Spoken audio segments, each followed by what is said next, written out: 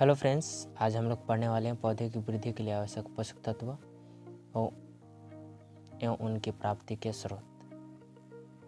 जो यहाँ पे अंडरलाइन कर दे रहा हूँ, आपको शायद यहाँ सोर्स को यहाँ पे अंडरलाइन शो हो रहा होगा।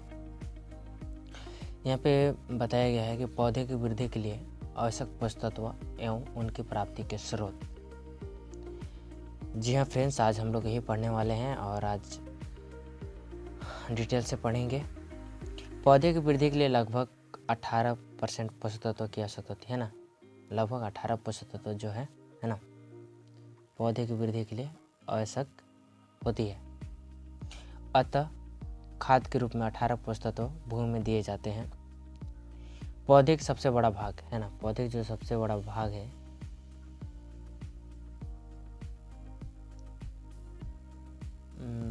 ना, सबसे बड़ा जो भाग है 96 से 98%, 96 से 98% कार्बन, ऑक्सीजन, हाइड्रोजन के द्वारा बना होता है, जो कि पौधे, वायु एवं जल से प्राप्त होता है। शेष तत्वों की पूर्ति भूमि तथा खाद के द्वारा होती है। वायु से पौधा कार्बन और ऑक्सीजन इत्यादि पोषक तत्वों को पत्ती एवं जड़ के द्वारा ग्रहण करती है। वायु और कार्बन है ना, जो वायु है ये और कार्बन, इनकी प्राप्ति जो होती है वायु के द्वारा होती है। कार्बन साथी ऑक्सीजन, इनका ग्रहण जो करती है वो पत्तियों के थ्रू करती है, पत्तियों जड़ों के थ्रू क्या करती है, रिस्पिरेशन करती है, श्वसन करती है, उसी के थ्रू पोषक तत्वों को ग्रहण करती है। और भूमि से विभिन्न पोषक तत्व पौधे को द्रव के रूप में जड़ों के द्वारा प्राप्त होती है। और जो भी उनके अलावा जो अन्य पोषक तत्व होते हैं वो जड़ के थ्रू द्रव के माध्यम से प्राप्त होता है।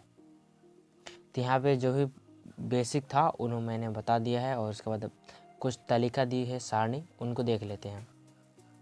यहाँ पे सारणी दी हुई है पौधे के लिए है ना, जैसे मैं यहाँ अंडरलाइन कर दूँ, ये जो है पौधे के लिए आवश्यक तत्व जिनकी अधिक मात्रा में आवश्यकता होती है। इधर सेकंड में दिया है वे तत्व जिनकी सूक्ष्म मात्रा में आवश्यकता होती है। तो फ्रेंड्स थोड़ा ऐसे समझिएगा, ये जो पोषक तत्व है ना, ये जो पोषक तत्व है ये बहुत ही जरूरी है, क्योंकि जिनकी अधिक मात्रा बोला है। और ये जो पोषक तत्व है यहाँ पे, इसके थ्रू जो भी नीचे आएगा और इनके थ्रू जो नीचे आएगा इनकी अधिक आवश्यकता होगी, और इनके थ्रू जो आएगा इनकी आवश्यकता कम होगी।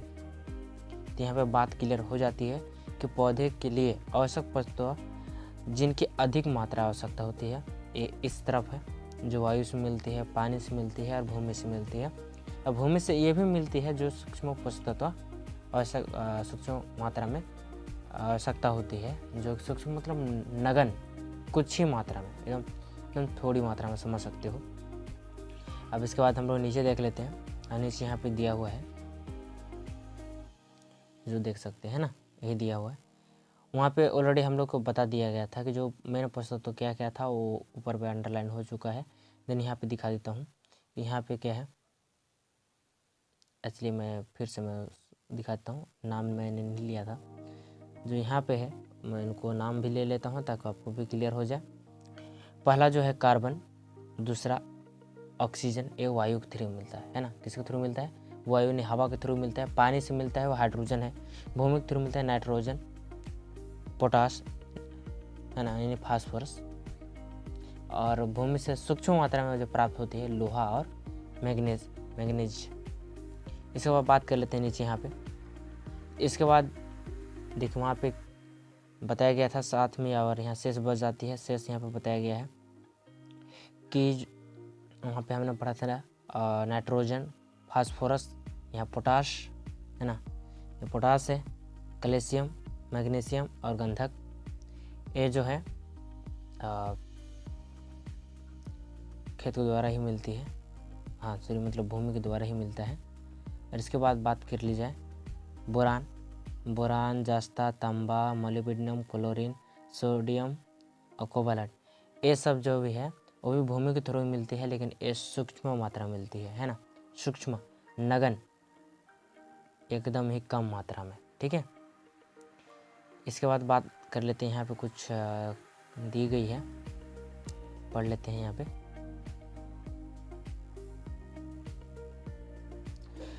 पौधे की वृद्धि के लिए nitrogen, phosphorus, potash, calcium, magnesium एवं गंध की अधिक आवश्यकता होती है। उपयुक्त तत्वों में से नाइट्रोजन, फास्फोरस एवं पोटास की अधिक मात्रा पड़ती है, इसलिए इनको प्राथमिक पोषक तत्व भी कहते हैं। क्या कहते हैं? प्राथमिक पोषक तत्व किनको कहते हैं, मैं आपको क्लियर कर दूंगा, है ना। यहाँ पे पता है इनको प्राथमिक पोषक तत्व कहते हैं। किनको? मैं थोड़ा बड़ा अंडरलाइन करता हूँ ताकि आपको भी जैसे क्लियर हो जाए। ठीक है, इसी के अंदर में थोड़ा पढ़ लीजिएगा। आवश्यकता पड़ती है उपयुक्त पोषक तत्व में नाइट्रोजन, फास्फोरस और पोटास, इनकी जो मात्रा है बहुत अधिक पड़ती है ना, बहुत अत्यधिक, इसलिए इनको क्या बोलते हैं? प्राथमिक पोषक तत्व भी कहा जाता है। ठीक है, इसके बाद जो भी दी जाएगी उसको द्वितीय पोषक तत्व कहे जाएंगे। तो यहाँ पे बात क्लियर हो चुकी है और आगे हम लोग चलते हैं। यहाँ पे जैसे अब सूक्ष्म पोषक तत्व की कुछ लिस्ट दी हुई है, जैसे यहाँ पे देख रहे हैं सूक्ष्म पोषक तत्व लोहा, तांबा, कोबाल्ट, मोलिब्डेनम इत्यादि। मैंने आपको पहले बता दिया पौधे के थ्रू जो कम मात्रा में प्राप्त होती है ना, ऐसा है बताया गया। इसे minor, trace, micro and rare elements के नाम से भी पुकारते हैं ये सबको। ठीक है, ये क्लियर हो चुका है। इसके बाद हम लोग पढ़ते हैं यहाँ पे ये जो है, मैं थोड़ा फिर से कर लेता हूँ ताकि गंदा न दिखे। ठीक है, ये जो हम लोग का ये हम लोग का टॉपिक है। ठीक है, मृदा में पोषक तत्व की प्राप्ति होने के साधन, यानी source of nutrients in the soil. जो हमें पौधे मिट्टी के थ्रू क्या क्या मिलेंगे, कौन सा पोषक तत्व मिलेंगे, उनके बारे में हम लोग पढ़ने वाले हैं, वो भी डिटेल से। इसके बाद चले आते हैं ऊपर, और यहाँ पे हमारा जो पहला पोषक तत्व आती है, पहले हम लोग इसको अंडरलाइन कर लेते हैं। हमारा जो टॉपिक यहीं से बनती है। हमारा जो पोषक तत्व है ये है ना, खाद के द्वारा, बाय मन्योर, है ना, बाय क्या है? मन्योर के द्वारा होती है। खेतों में विभिन्न प्रकार के कार्बनिक एवं अकार्बनिक खादों की उपयोग करने से मृदा में पोषक तत्व मिलते रहते हैं। देखिए, हमने कई बार खेत में क्या करते हैं, जैसे मान लीजिए कि खेत है, इस खेत में कभी गोबर डालते हैं ना, तो कभी कुछ तो यहाँ पे हम लोग का जो सेकंड टॉपिक स्टार्ट हो जाती है। सेकंड टॉपिक जो है यहाँ पे आपको शो हो रही है, मृदा सुधारकों द्वारा, है ना, बाय सॉइल, सॉरी मैसेज भी आ रही है, बाय सॉइल अमेंडमेंट्स। ठीक है, मतलब मृदा सुधारकों द्वारा। मुझे ज़्यादा इंग्लिश भी नहीं आता है, थोड़ा थोड़ा आता है, कोई बात नहीं। फिर चलते हैं आगे। यहाँ पे चूना, जिप्सम, पाइराइट एवं सीरा आदि कार्बनिक एवं अकार्बनिक भूमि सुधारकों के द्वारा खेत में विभिन्न पोषक तत्व पहुँचते रहते हैं। फ्रेंड्स, जैसे मान लीजिए खेत है, खेत में देखिए किसान समय के अनुसार खेत को सुधारने के लिए कभी कभी अम्लीय क्षारीय हो जाती है, तो चूना और जिप्सम का यूज किया जाता है। तो इन सब का जब भी यहाँ से छिड़काव की जाती है ना, इन सब में छिड़काव की जाती है, जिससे खेत में सुधार होती है। और इनके थ्रू जो इनके कुछ अंश बच जाते हैं ना, कुछ अंश, ठीक है, जो अंश बच जाते हैं वो अंश फिर पौधे को पोषक तत्वों के रूप में प्राप्त होती है, जो पौधे के लिए आवश्यक होती है और उनके लिए ज़रूरी है ना, तो उन्हें भी प्राप्त हो जाती है, तो उनको अलग से देने की ज़रूरत नहीं होती, और किसान का खेत भी सुधर जाता है और उनके फसल में भी पैदावार बढ़ जाती है। इसके बाद हमारा सेकंड टॉपिक जा गया है यहाँ पे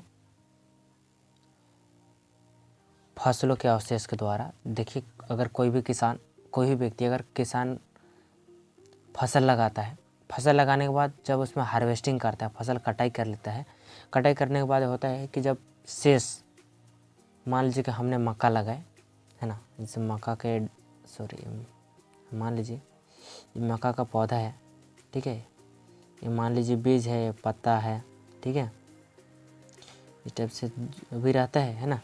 तो मान लीजिए कि यहाँ से हम मक्का को हार्वेस्ट कर लेते हैं, ठीक है, इसलिए मक्का को क्या कर लेते हैं हम लोग, ये वाला हार्वेस्ट कर लेते हैं। जब इसको हार्वेस्ट कर लेंगे हम लोग, तो बाकी जो भी चीज़ है ये सब, है ना, बाकी ये सब जो चीज़ है ये क्या हो गया, ये पूरा शेष हो गई, क्योंकि ऑलरेडी हम लोग क्या किया, हम मक्का को यहाँ तो निकाल लिए हैं, ठीक है। तो यहाँ पे क्या बच गया, ये पूरा शेष बच गया।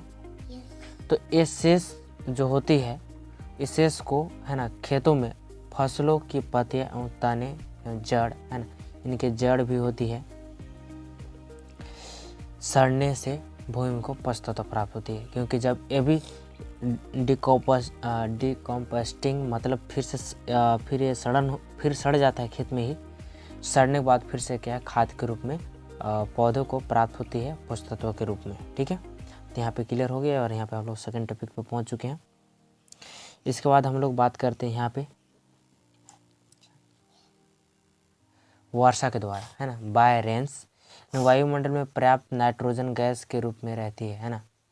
देखो वायुमंडल जो है, हमारी जो पृथ्वी है ना, इतनी बड़ी तो नहीं, पता नहीं कितनी बड़ी है, नहीं मालूम, लेकिन इनमें नाइट्रोजन, है ना, आपको तो पता होगा नाइट्रोजन कितना % है, नहीं पता तो कोई बात नहीं, हम बता देते हैं। 71% क्या है, नाइट्रोजन है हमारे पृथ्वी में, और 21% ऑक्सीजन है, ठीक है, O2, और 45% जो है वो खनिज है ना। और इसके बाद जो बच जाती है शेष, तो ये शेष जो है एक कार्बनिक पदार्थ है। क्या है, एक कार्बनिक पदार्थ है ना, ये सब कार्बनिक पदार्थ है, ठीक है। चलिए अब इसके बाद हम लोग को 5वां टॉपिक पढ़ लेते हैं, हम फटाफट क्लियर कर लेते हैं। रुकिए माना, ये रही हम लोग का 5वां टॉपिक, खरपतवार नाशे एवं फफूंद नाशकों के द्वारा, है ना, बाय वीडिसाइड एवं फंगिसाइड। खरपतवार तथा फफूंद नाशक दवाएं जब हम खेत में प्रयोग करते हैं, है ना, मैंने कई बार बताया है कि खेत में हम प्रयोग करते हैं, छिड़काव करते हैं, तो उनसे भी कुछ पोषक तत्व भूमि को प्राप्त होती है ना। अगर हम कीड़े मकोड़े को मारते हैं तो उनसे भी पौधे को क्या होती है, पोषक तत्व प्राप्त होती है। इसके बाद बात कर लेते हैं यहाँ पे दलहनी फसलों के द्वारा। जब भी हम दलहनी फसल लगाते हैं, यानी दाल वाली फसलें, है ना, दलहनी फसलों की जड़ों में छोटी छोटी ग्रंथियाँ यानी नूडल्स पाई जाती है, जिसमें राइजोबियम जीवाणु रहते हैं, जो वायुमंडल से नाइट्रोजन ग्रंथियाँ में स्थापित करते रहते हैं, और इस प्रक्रिया को नाइट्रोजन यौगिकरण या नाइट्रोजन फिक्सेशन भी कहते हैं। ठीक है फ्रेंड्स, यहाँ समझने वाली बात है। मान लीजिए हमारा पृथ्वी है, पृथ्वी के अंदर छोटा सा खेत है मान लीजिए, ठीक है। इसमें मैं बड़ा चित्र मत मान लीजिए कि पौधा है, ठीक है, ये पौधा है, ये यहाँ से जड़ है, ठीक है। तो ये जड़ में वो क्या होती है कि छोटे छोटे गांठें पाई जाती है ना। थोड़ा सा मैं कलर चेंज करके बता दूँ, ये छोटे छोटे गांठ पाए जाते हैं, ठीक है। जो गांठ है उसी को क्या बोलते हैं, नूडल्स बोलते हैं, है ना। जो पौधा है मान लीजिए, ठीक है,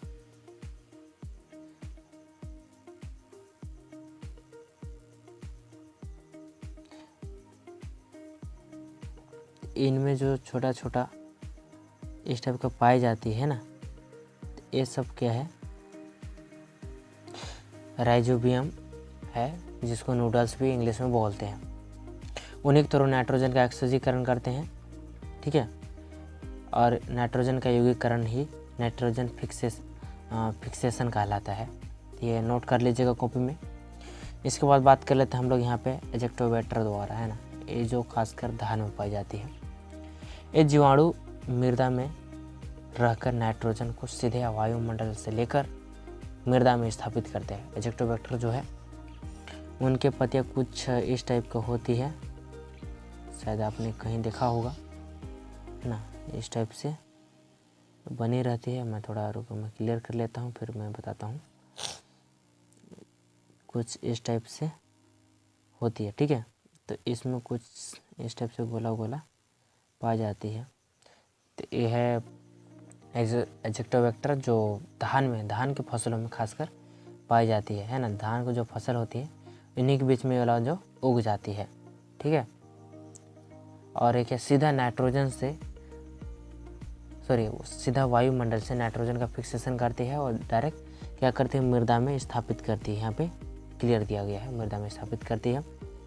इसके बाद बात कर लेते हैं यहाँ जो है मृदा की गहरी सतह से, है ना, by deep layers of the soil, यानी भूमि के अंदर जल स्तर के ऊपर आ जाने से फलस्वरूप निचली सतहों में अनेक पोषक तत्व ऊपरी सतहों में आ जाती है। होता है दोस्तों कि जब भी हम कभी कभी डीप जुताई करते हैं, गहरी जुताई करते हैं, तो नीचे जो पोषक तत्व जो रखी रहती है वो पोषक तत्व क्या होती है, नीचे आ जाती है, ऊपर आ जाती है, जो पौधे के लिए उपयोगी होती है और पौधे को क्या करती है, बेनिफिट कराती है, उनको ग्रोथ में अच्छा खासा ग्रोथ दिलाती है, जिससे पौधे का अच्छा खासा ग्रोथ होती है और फसल उत्पादन भी अच्छा होता है। इसके बाद बात कर लेते हैं यहाँ पर रासायनिक यौगिक के द्वारा। क्या रासायनिक यौगिक के द्वारा यानी बायोकेमिकल कंपाउंड्स, यानी विभिन्न रासायनिकों के द्वारा भूमि में पोषक तत्व दिए जाते हैं। जैसे जिंक के लिए जिंक सल्फेट, बोरान के लिए बोरेक्स और लोहा के लिए फायरन सल्फेट आदि का प्रयोग करते हैं। तो ये सब समझ लीजिए। कभी कभी पूछता है कि जिंक देने के लिए हम लोग क्या चीज़ का यूज करते हैं, जिंक सल्फेट का उपयोग करते हैं। बोरान के लिए क्या यूज करते हैं, तो बोरेक्स, ठीक है। लोहा के लिए क्या उपयोग करते हैं, तो लोहा के लिए उपयोग करते हैं फायरन सल्फाइड, ठीक है। हम इनका उपयोग करते हैं, यहाँ पे क्लियर हो गया है। इसके बाद बात कर लेते हैं नीचे यहाँ पे मृदा में पोषक तत्व की हानि, ठीक है। मृदा में पोषक तत्व की हानि यानी loss of nutrients in the soil. अब यहाँ पे बताया गया है कि जो हमारे भूमि में पोषक तत्व हैं वो किन किन के थ्रू पोषक तत्व की नाश होती है, नष्ट होती है, लॉस होती है। अब जो भी समझ लीजिए, समझना है समझ लीजिए, है ना, ताकि क्लियर हो जाए। क्योंकि सीधे सीधा बोला है कि किसके थ्रू हानि होती है या न्यूट्रिएंट्स के पोषक तत्व कम हो जाती है, तो उनकी वजह यहाँ पे दी हुई है, तो हम लोग पढ़ते हैं, ठीक है। तो पहला है फसलों के द्वारा जो पोषक तत्व द्वारा मृदा से ग्रहण करना, ठीक है, taking off the nutrients by crops, ठीक है। तो यहाँ पे कुछ पॉइंट दी गई है, तो पॉइंट दिया गया है यहाँ पे, थोड़ा ध्यान दीजिएगा। विभिन्न प्रकार के पौधे अपने भोजन के रूप में मृदा से अनेक पोषक तत्वों को ग्रहण करते हैं। सघन खेती द्वारा यह पोषक तत्व प्रतिदिन मृदाओं से अपेक्षाकृत अधिक मात्रा में ली जाती है। देखिए, जब भी हम सघन खेती करते हैं, सघन खेती मतलब घना खेती करते हैं, तो क्या होती है, जो भी हमारे खेत में पोषक तत्व जो होती है वो पौधे को तो बहुत तेज़ी से क्या करती है, बहुत तेज़ी से पोषक तत्वों को ग्रहण करती है, जिससे पोषक तत्वों की मात्रा जो है कम हो जाती है। इसके बाद बात कर लेते हैं हम लोग लीचिंग के द्वारा, है ना। लीचिंग होता क्या है एक्चुअल में, वर्षा तथा सिंचाई के पानी के साथ अनेक पोषक तत्व मृदा की निचली परतों में चले जाते हैं। इस प्रकार की मृदा उर्वरता में कमी आ जाती है। कहने के तात्पर्य कि जब भी हम वर्षा का पानी जब नीचे गिरती है खेत पे, ठीक है, तो क्या होती है कि वर्षा के जल के साथ, है ना, वायु जल, है ना, जब ऊपर से पानी गिरती है और सिंचाई का पानी, है ना, बहकर क्या होती है, जब खेतों से बहकर ऐसे जाती है, तो उसके साथ जो, है ना, खेत के ऊपरी परत, मान लीजिए खेत है, तो ऊपरी जो परत है, ऊपरी परत के क्या निछालन हो जाता है, बह जाती है, जिससे जो भी ऊपर पोषक तत्व रहती है वो बहकर चला जाता है। या तो लीचिंग का मतलब होता है कि मिट्टी के नीचे चले जाना, है ना, जो यहाँ पे देखिए नीचे निचली परत में चले जाते हैं। निचली परत में मान लीजिए कि हमारा जो खेत है ना, इस लेयर पे है, ठीक है, लेकिन एक निचला लेयर में चला जाता है। हमारा इस लेयर से क्या होगा, बह के निचले लेयर में चला जाता है। जिससे यहाँ का जो पोषक तत्व होती है ना, यहाँ पे ये पोषक तत्व क्या होती है, यहाँ धीरे धीरे नीचे चले आते हैं, जिससे पौधों को प्राप्त नहीं होती है और पोषक तत्वों की लॉस हो जाती है। इसके बाद बात कर लेते हैं यहाँ पे हम मृदा के कटाव के द्वारा, है ना। ऐसा भी होता है कि अधिक वर्षा हो, अधिक वायु चले, जिसके थ्रू क्या होता है कि मृदा में ऊपरी जो परत होती है, मैंने ऊपरी परत पहले ही बताया था, वो पानी के था, ये जलवायु के द्वारा है। क्या होता है कि कट कर बह जाते हैं, चले जाते हैं एक जगह से दूसरी जगह। तो यहाँ पे वही बताया गया है, यहाँ पे मृदा कटाव के द्वारा बाय सॉइल इरोशन, यानी वायु तथा जल के द्वारा प्रतिदिन मृदा का कटाव होता रहता है।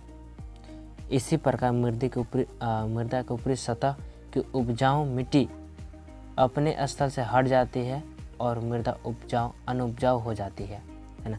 होता है कि वो जो उपजाऊ मिट्टी होती है वो दूसरी जगह बहकर चली जाती है, जिससे वो जो उपजाऊ जो होती है वहाँ पे अनुपजाऊ हो जाती है, क्योंकि पोषक तो बह गई, तो फिर उत्पादन तो होगा ही नहीं ओबियसली। इसमें कोई ज़्यादा वो समझाने वाली बात नहीं है। इसके बाद बात कर लेते हैं यहाँ पे गैस के रूप में, है ना। अब गैस के रूप में भी होता है। आप तो कह रहे होंगे कि गैस के रूप में कैसे होगा, लेकिन बता दो फ्रेंड्स, गैस के थ्रू भी होता है। मृदा में उपस्थित नाइट्रोजन एवं अनेक प्रकार क्रियाओं के द्वारा भी स्वतंत्र होकर वायुमंडल में मिल जाती है। इस प्रकार मृदा में इन तत्वों की कमी हो जाती है। खैर उतना मात्रा में नहीं होती है जितना मात्रा में होना चाहिए, लेकिन बहुत ही सूक्ष्म मात्रा में, शायद 0.5 है ना, इतना ही परसेंट। लेकिन इतना ही परसेंट हमारे फसल को क्या कहती है, प्रभावित कर देती है। इतना परसेंट अगर हमारे पोषक तत्वों की जब हानि होती है, और हानि होने की वजह है या तो अधिक वर्षा होना या फिर अधिक धूप होना, जिसकी वजह से हमारे खेत के जो है पोषक तत्व क्या होते हैं कि क्रियाओं के द्वारा वायुमंडल में चली जाती है उड़कर, जैसे भी। तो इस प्रकार क्या होती है, हमारे मृदा में इन पोषक तत्वों की कमी हो जाती है। इसके बाद बात कर लेते हैं हम लोग यहाँ पे खरपतवारों के द्वारा। देखिए अब खरपतवार, ठीक है, खरपतवार तो आपने कई प्रकार के देखा होगा। हमारे खेत जब भी धान मक्का फसल लगाते हैं तो उनके द्वारा बहुत सारे लग जाते हैं। धान के साथ से, है ना, जंगली धान या गेहूं के साथ गेहूं का मामा, है ना, बहुत सारे भाचा, ये सब नीलकमल, है ना, ऐसे बहुत सारे हैं, भथुआ और कुथुआ, ऐसे बहुत सारे ऐसे खरपतवार हैं जो उग जाते हैं फसल के साथ। जो हमारे क्या होता है कि जब भी हम फसल को उग देते हैं, प्रॉपर मान लीजिए कि हम खेत में दिए हैं, हमारा फसल तो लगी हुई, ठीक है, लेकिन साथ में जो खरपतवार हैं वो क्या करते हैं, जो हम पोषक देते हैं वो पोषक तत्व क्या करते हैं, खरपतवार भी वही पोषक तत्व से अपना भोजन ग्रहण करता है और वही पोषक तत्व के थ्रू वो भी जीवित रहता है ना, क्योंकि उसको तलक से भोजन मिल नहीं रहा है, वो भोजन वहीं से ग्रहण कर रहा है, जिससे पोषक तत्वों में क्या हो जाती है, कमी आ जाती है। तो यहाँ पे क्लियर है। होता ये है कि जब खरपतवारों के द्वारा ग्रहण की जाती है ना, विभिन्न प्रकार खरपतवार जो तेजी से बढ़कर फसलों को भोजन, है ना, हिस्सा में बांट लेते हैं, मतलब उनकी जो भोजन दिया जाता है, लेकिन क्या करता है खरपतवार भी बीच में होकर उनका भोजन को खा लेता है। तो क्या होता है कि बांट लेते हैं ना। मान लीजिए कि मैंने 1 किलो दिया, है ना, मान लीजिए, समझिए 1 केजी दिया, ठीक है, उसमें से मान लीजिए कि मेरा 50 पौधा है, और फिर मान लीजिए 50 खरपतवार है, तो क्या होगा कि 1 किलो जब हम दिए हैं तो 1 किलो में पता चला कि आधा किलो ये ले लेगा और आधा किलो यानी 500 ग्राम इनका हो जाएगा। तो फिर हमारा 500 ग्राम जो पोषक तत्व है वो जो कम हो गया, जिसकी वजह से मृदा में क्या होता है और मृदा कमज़ोर हो जाती है ना। मृदा कमज़ोर हो जाती है, जिससे फिर पौधे को ग्रोथ नहीं हो पाती है और फिर उत्पादन कम हो जाता है। बेसिक सी बात है, ज़्यादा कुछ बताने वाली बात नहीं है। इसके बाद हम लोग बात कर लेते हैं यहाँ पे फिर हमारा टॉपिक आ जाता है, कुछ टॉपिक दिया हो गया है, जैसे मैं अंडरलाइन कर देता हूँ, फिर इसको पढ़ेंगे, ठीक है। कृषि विज्ञानियों ने मृदा की उर्वरता के लिए प्रयोग की जाने वाली पदार्थ को निम्न नाम दिए हैं, है ना। क्या होता है कि कृषि वैज्ञानिक जो हैं मृदा को कई सारे नाम दिए हैं इन्हें उपयोग के अनुसार, तो हम लोग को पढ़ लेते हैं उसी नाम के अनुसार कि इसलिए नाम क्या दिए हैं। तो पहला जो है खाद, यानी जिसको मिनरल बोलते हैं। इनमें जैविक पदार्थ यानी ऑर्गेनिक मैटर की अधिकता होती है, लेकिन पोषक तत्व की मात्रा अपेक्षाकृत इसमें क्या होती है, कम होती है। शायद आपको शो ना हो रहा होगा, है ना। अपेक्षाकृत क्या होता है, कम होता है। जैसे इसमें कौन से ऑर्गेनिक मैटर में आता है, तो ऑर्गेनिक मैटर में जो है गोबर खाद, कंपोस्ट, खलिया, हरी खाद इत्यादि जो है मन्यूर में आते हैं। क्या है, मन्यूर में है ना। तो आपको यहाँ बेसिक ये भी समझना है कि खाद और उर्वरक में डिफरेंट होना चाहिए, क्योंकि हम लोग अभी इसके बाद हम लोग पढ़ने वाले हैं उर्वरक। ठीक है, उर्वरक पढ़ने वाले जी, देखिए यहाँ पे उर्वरक दिया हुआ है, यानी उर्वरक इंग्लिश में बोलते हैं फर्टिलाइजर। इनको कृत्रिम ढंग से कारखानों में बनाया जाता है। देखिए जो उर्वरक है, जो फर्टिलाइजर है, ये किसी जानवर या जीव के द्वारा नहीं बनाया जाता, बल्कि बड़े बड़े कारखानों में, है ना, मशीनों के थ्रू बनाई जाती है। अब इनमें एक या दो या मान लीजिए हाई पे 3 पोषक तत्व एक साथ एक ही बोरे, मान लीजिए कि बोरा खरीदते हैं। ठीक है, जैसे कि SSP खरीदे, है ना, SSP खरीदे तो सिंगल सुपर फास्फेट। इसमें क्या होता है कि नाइट्रोजन, फास्फोरस और पोटास तीनों होता है इसमें, है ना। इसमें तीनों चीज़ पाई जाती है। इसमें 12, 32, 16 होता है शायद, आई थिंक, हाँ मैं भी थोड़ा भूल रहा हूँ, आई थिंक मुझे लग रहा है। ठीक है, तो इसके बाद ये जो यहाँ दिया हुआ है, और इसके बाद बात कर लेते हैं इन पोषक तत्वों की मात्रा जो होती है अपेक्षाकृत अधिक होती है, क्योंकि इनमें से जो बोरा बनाई जाती है विशेष रूप से, है ना, तो एक निश्चित मात्रा डाली जाती है कि मान लीजिए कि नाइट्रोजन का है, ठीक है, जिसको यूरिया आप जानते होंगे, क्योंकि हर घर, हर किसान का बेटा होगा वो जानता होगा कि यूरिया किसे कहते हैं। ठीक है, तो यूरिया में कितना होता है, 45% क्या होता है, नाइट्रोजन होता है, और बाकी सब अवशेष होते हैं। ठीक है, जो 50 किलो का बोरा होता है केवल 45%, इसमें क्या होता है, केवल नाइट्रोजन होता है 45%। ठीक है, इसके अलावा कुछ भी नहीं होता है। लेकिन जहाँ SSP की बात कर ली जाए तो SSP में नाइट्रोजन, फास्फोरस, पोटास दोनों रहती है, तीनों रहती है इसमें। ठीक है, इसके बाद बात कर लेते हैं हम लोग, रुकिए कुछ पॉइंट रह गई थी जो हम लोग क्लियर कर लेते हैं। लेकिन इन पदार्थों में प्रायः अभाव होता है। पता नहीं अब क्या चीज़ का अभाव डाला है, जैसे हाँ अभाव होता है, जैसे यहाँ पे दिया गया है urea, ammonium sulphate, super phosphate, calcium, ammonium इत्यादि। देखिए जिस चीज़ में मान लीजिए कि जो बोरा में जो चीज़ पैक किया गया है ना, वो बोरा में केवल वही रहेगा और उसके अलावा दूसरा चीज़ नहीं रहेगा, क्योंकि ये मन्यूर नहीं है या खाद नहीं है कि इसमें nitrogen, phosphorus, potash, zinc, sulphate, boron, borax ये सभी चीज़ मिलने वाला नहीं मिलेगा, क्योंकि इसमें एक विशिष्ट पैक किया जाता है कि केवल एक ही चीज़ रहेगा, या तो 1 या 2 या 3, हाइफाई 3, यानी एक बोरा के अंदर केवल 3 ही पोषक तत्वों को डाला जा सकता है, तो नाइट्रोजन, फास्फोरस, पोटास, ऐसा करके, क्योंकि ऐसा वैज्ञानिक ने रूल्स बनाया है। ऐसा नहीं है कि इसमें किसी में 4 भी डाल सकते हैं, लेकिन अभी तक मैंने जितनी भी पढ़ी है उसमें दिया गया है कि एक बोरा में केवल 3 ही पोषक तत्व, नाइट्रोजन, फास्फोरस और पोटास, तो है ना। तो उनके कई सारे नाम हैं नाइट्रोजन, फास्फोरस, पोटास के। इसके बाद बात कर लेते हैं हम लोग यहाँ पे मृदा शोधक, यानी सॉइल एमेंडेंस, है ना, अमेंडमेंट्स जो है, हमें थोड़ा इंग्लिश कम आती है। यहाँ पे 2 है, यह पदार्थ मृदा के कुछ अवगुण को दूर करते हैं, है ना, अवगुण क्या करते हैं, दूर करते हैं, तथा मृदाओं में फसल उगाने की क्षमता को वृद्धि करती है, जैसे जिप्सम, चूना, पाइराइट, सीरा, ये सब जो है ना, ये सभी जो हैं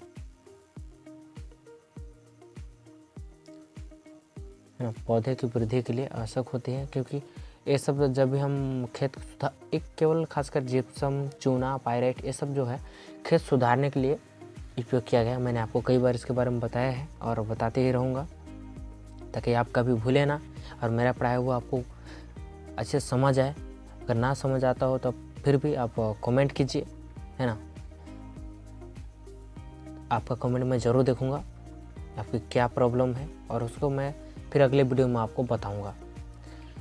और वीडियो अगर अच्छा लग रही हो तो वीडियो को लाइक और चैनल को सब्सक्राइब जरूर कीजिएगा, क्योंकि मैं एक छोटा चैनल वाला हूं और मैं फर्स्ट टाइम यूट्यूब में ऐसे पढ़ा रहा हूं, तो मुझे ज़्यादा अनुभव नहीं है, फिर भी कोशिश कर रहा हूं, क्योंकि आप लोगों को मैं चाहता हूं कि कुछ कवर करवा दूं, है ना। कभी कभी ऐसे हुआ था कि लॉकडाउन में, खैर अभी तो लॉकडाउन नहीं है, लॉकडाउन हट गया, लेकिन फिर भी, है ना, कोई भी चीज़ जैसे कुछ डाउट हो जाती है तो उसको मैं क्लियर करने की कोशिश करूँगा हमेशा। तो हमेशा बने रहिएगा। फिर हम लोग बात करने वाले यहाँ पे बायो उर्वरक यानी बायो फर्टिलाइजर, है ना। इन पदार्थों की सहायता से मृदा में उर्वरक नाइट्रोजन यौगीकरण करने वाली जीवाणु की संख्या में वृद्धि कराई जाती है, जिसे बायो उर्वरक मृदा में रहने वाली उन सूक्ष्म जीवधारी कोशिका की सहायता के द्वारा की जाती है। देखिए, बायो उर्वरक जो है, बायो फर्टिलाइजर, जैसे मैंने आपको पहले ही बताया था, पहला क्या बताया था, एजोला, है ना, सॉरी एजोला नहीं बताया था मैं, है ना। खैर एजोला जो है, मैं थोड़ा रुकिए, नाम लिख दे रहा हूँ, शायद आपको क्लियर दिखे। जो एजोला है ये धान में पाया जाता है ना। एजोला एक जीवाणु है ना, जो अपने किसी के थ्रू नाइट्रोजन, वायुमंडल के थ्रू नाइट्रोजन का स्थिरीकरण करती है और फिर क्या करती है, फिक्सेशन करके वो भूमि को देती है, ठीक है। तो इससे हमारे भूमि को, हमारे फसलों को लाभ होती है। और यहाँ पे हम लोग पहुँच गए हैं, आप प्राथमिक पोषक तत्व, है ना। मैंने आपको पहले ही बताया था कि प्राथमिक पोषक तत्व है क्या। सीधा आपका शॉर्ट नेम याद आना चाहिए। शॉर्ट नेम क्या है, N, P और K, ये जो हमारा है फर्स्ट यानी प्राथमिक पोषक तत्व के नाम है। लेकिन यहाँ पर नहीं पता मुझे क्या क्या बताने वाले हैं, लेकिन जो प्राथमिक पोषक तत्व या प्राथमिक मुख्य तत्वों की बात आ जाती है तो मेरे दिमाग में फर्स्ट यही आता है NPK, नाइट्रोजन, फास्फोरस और पोटाश, ठीक है। तो हम लोग यहाँ पे प्राइमरी, है ना, प्राइमरी मेंस एलिमेंट्स, ठीक है। यदि आपकी पौधे के लिए सभी पोषक तत्व मृदा में होना उनकी वृद्धि के लिए आवश्यक है, किंतु इनमें से 6 पोषक तत्व महत्वपूर्ण है ना। कितने? 6 पोषक तत्व जो है बहुत आवश्यक है, बताए गए हैं। आप बताइए, अब देखते हैं आगे 6 पोषक तत्व कौन कौन से हैं, ठीक है।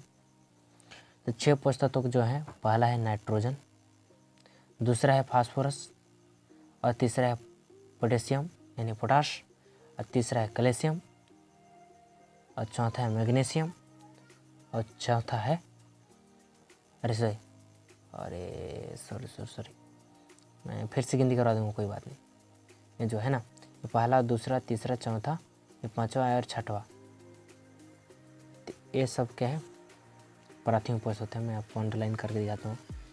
पहला है, दूसरा है फास्फोरस, तीसरा ये पोटेशियम, चौथा है कैल्शियम, और पांचवा है रुकिए थोड़ा सा, मैग्नीशियम, और छठवा है गंधक। यानी अगर प्राइमरी पोषक तत्व बात की जाए तो आपको दिमाग में हमेशा आना चाहिए NPK, ये शॉर्ट नेम है, याद कर लीजिएगा, ठीक है। NP, और थोड़ा सा रुकिए, टच हो जा रहा है, मैं आपको N और P और K, ठीक है। और द्वितीय पोषक तत्व की बात की जाए तो KMS, है ना, इस हो जाए, है ना।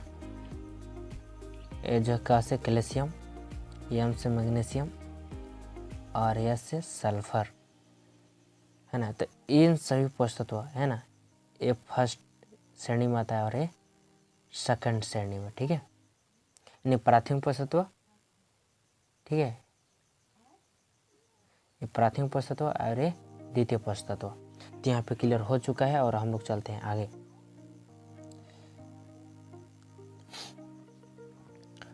उपयुक्त 6 पोषक तत्व पौधे के द्वारा अधिक मात्रा में ग्रहण कर इन्हें वृत्त पोषक तत्व इन्हीं एलिमेंट्स भी कहते हैं माइक्रो एलिमेंट्स, ठीक है, इन्हीं विरता पोषतत्व भी कहते हैं।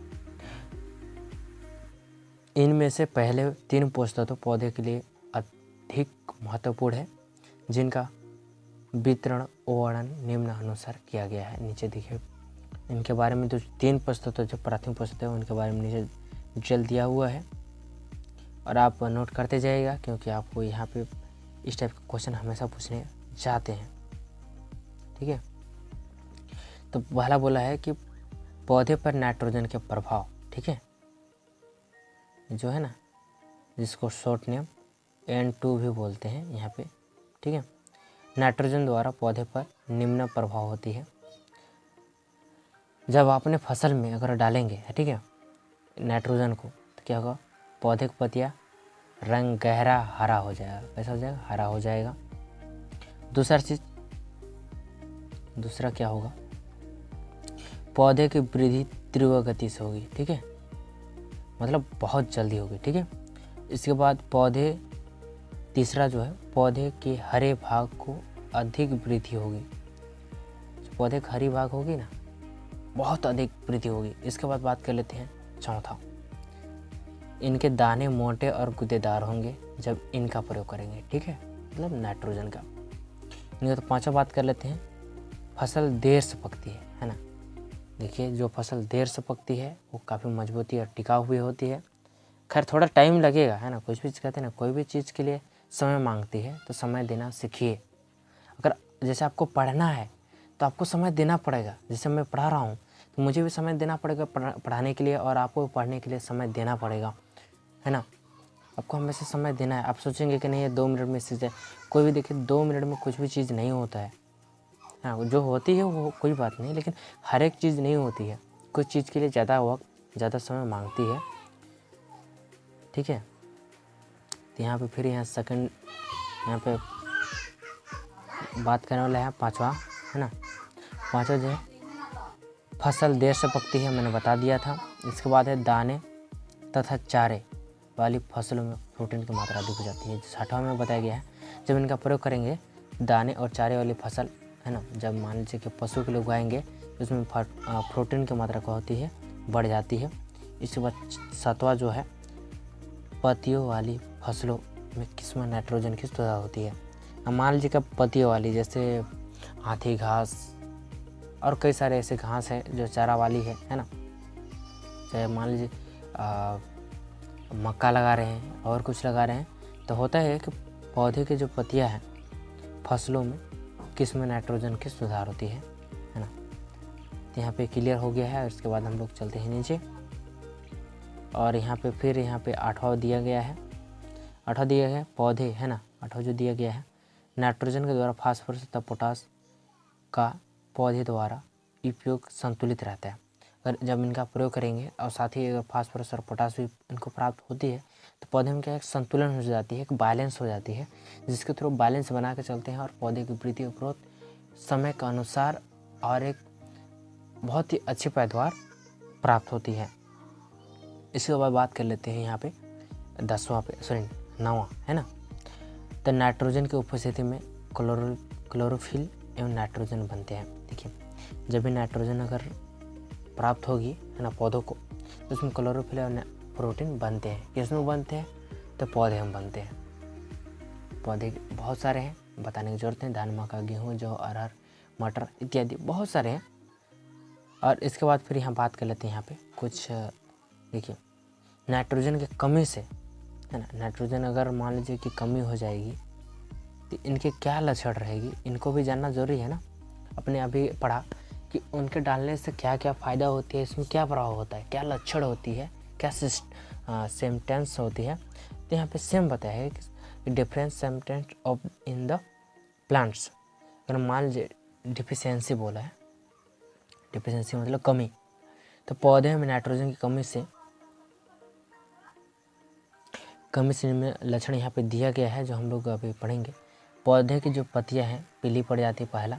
दूसरा जो है पौधे की वृद्धि कम होती है और छोटे रह जाते हैं, ठीक है। और तीसरा यहाँ पे गेहूँ तथा अन्य फसलें जो है टिलरिंग निकलने से पहले ही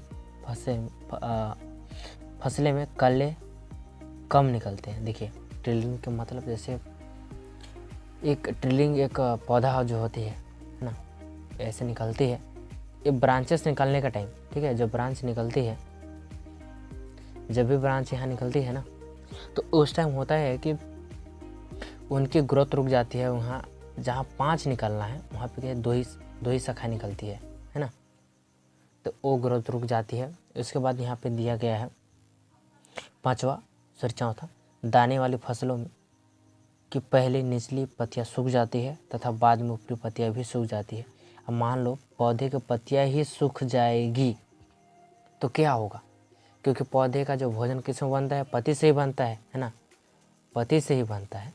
अगर पत्ती ही, मान लीजिए पत्ती ही सूख जाएगी तो क्या होगा? जब सूख जाएगी तो पौधे की वृद्धि ऐसे ही रुक जाएगी, जब पौधे का भोजन ही नहीं बनेगा। अब मान लीजिए कोई भी इंसान अगर खाना पीना नहीं खाएगा तो उसका शरीर अच्छा खासा ढंग का बनेगा, नहीं बनेगा, चांस ही नहीं है। तो इसी तरह इनका भी अगर अच्छे से भोजन प्राप्त नहीं होंगे, इनका भी बनना यह इम्पॉसिबल है। इसके बाद बात कर लेते हैं यहाँ पे छठवा जो यहाँ पे है, फसल पकने से पहले गिर जाते हैं। बताओ, फसल पका नहीं है और गिर गया, कोई मतलब का नहीं है, सड़ जाएगा ऐसे भी, और उनका आकार भी क्या हो जाता है, छोटा हो जाता है। इसके बाद बात करते हैं 7वां, तत्व की अधिक कमी से फूल कम लगते हैं। अब मान लीजिए जब पोषक तत्व ही कम पड़ जाएगी तो उनके फूल फल हर एक चीज़ में कमी आएगी ही आएगी। इसमें कोई मतलब संदेह वाली बातें नहीं है, आना ही आना है।